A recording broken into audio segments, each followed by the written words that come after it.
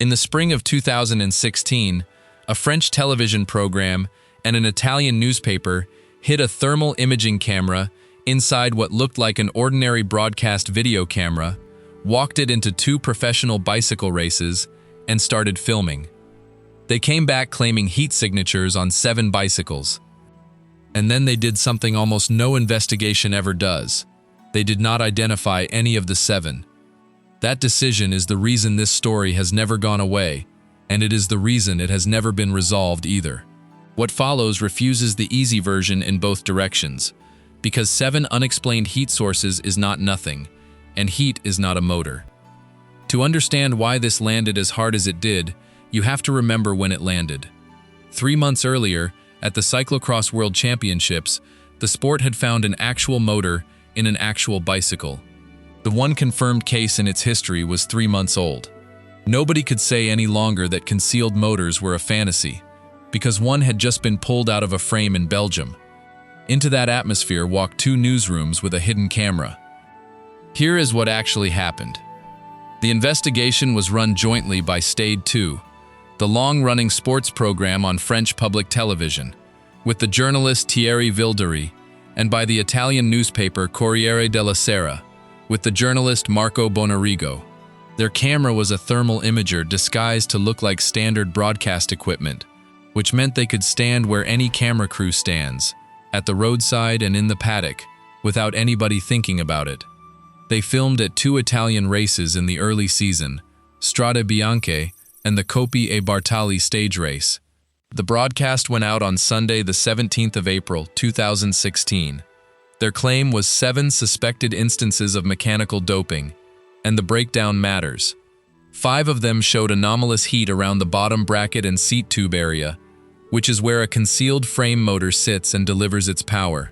The other 2 showed heat at the rear hub, or the cassette, which is a different architecture entirely, closer to a wheel-based system. So the claim was not one anomaly that might be a fluke. It was 7, in 2 distinct patterns, each consistent with a known type of concealed drive. The journalists then did something more interesting than publishing.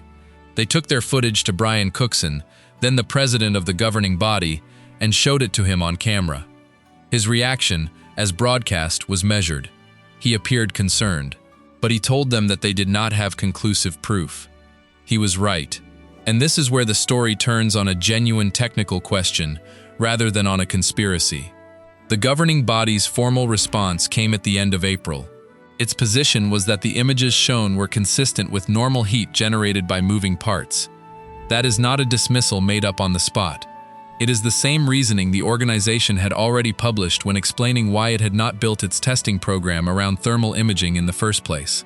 A bicycle in motion is full of heat sources that have nothing to do with a motor. The bearings in a bottom bracket generate heat through friction. So do the bearings in a hub. So do brakes. So do tires that have been rolling on warm tarmac. And so, substantially, does the rider sitting on top of it all.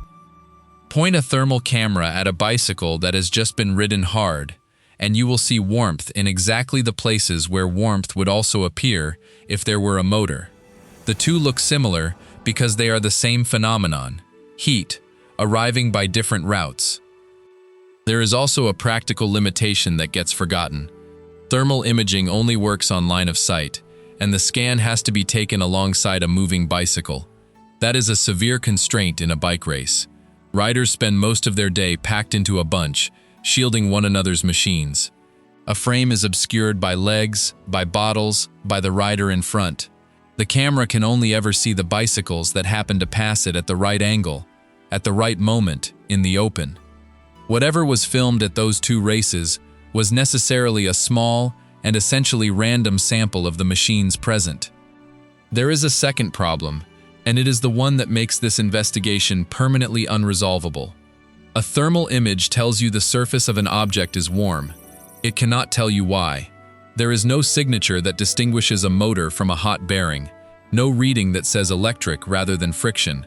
The only way to convert a heat patch into a finding is to take the bicycle apart. Nobody took any of those 7 bicycles apart. For the simplest reason imaginable, nobody outside that production team ever knew which bicycles they were. The journalists did not identify the riders. That decision has been read two ways ever since, and both readings have something to them. It was arguably responsible, because publishing names on the basis of a heat patch would have been indefensible. It also meant the allegation could never be tested, because there was nothing specific enough to test. No case was opened. No charge was brought. No sanction ever followed. Not one of those 7 bicycles was ever examined. It is worth thinking about why the number 7 has stayed in circulation for a decade when nothing attached to it ever went anywhere. A number that specific sounds like the product of an investigation. It implies counting, method, a threshold that 6 other bicycles did not cross. It carries the authority of a finding, but an unattached number cannot be checked by anybody. If the journalists had named one rider, that rider's team could have produced the bicycle, or refused to, and either response would have told us something. 7 anonymous bicycles generate all of the suspicion and none of the accountability for everybody involved. The riders cannot clear themselves because they do not know they are accused. The governing body cannot investigate because there is nothing to investigate, and the claim cannot be disproved, which is precisely why it is still being repeated. The reporting also carried a second criticism worth noting, because it was aimed at the testing regime rather than at any rider. Courrier described the governing body's tablet detection device as not very reliable, and reported that at Paris-Roubaix, only 10 of the 25 teams had their bicycles checked before the start, with the rest examined afterwards. Publicly, the governing body played the investigation down. Its behavior afterwards told a slightly different story. Within 3 months, testing was visibly escalated. At that summer's Tour de France, the sport deployed X-ray machines to check for hidden motors, alongside a thermal camera mounted on a motorbike. An organization that had spent the spring explaining why thermal imaging was unreliable spent the summer with a thermal camera in the race convoy and X-ray equipment at the finish. That is not proof the journalists were right. It is evidence that the pressure worked, which is arguably the most concrete thing the investigation ever achieved. It did not produce a case, but it did produce more equipment, more checks, and a governing body that could no longer respond to the subject with a shrug. If you want the documented record on this subject rather than the rumor, subscribe to the Peloton Files. So what is this story, in the end? It is not a scandal, because nothing was ever established. It is not a hoax either, because 2 serious newsrooms did real work and produced images that 7 bicycles worth of heat had to come from somewhere. It is something more frustrating than either.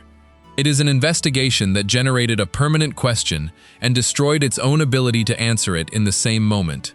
Every one of those 7 anomalies has an innocent explanation available, and every one of them has a guilty explanation available. And because nobody was named, no bicycle was ever opened to find out which. The honest position, 10 years on, is that we do not know what the heat was.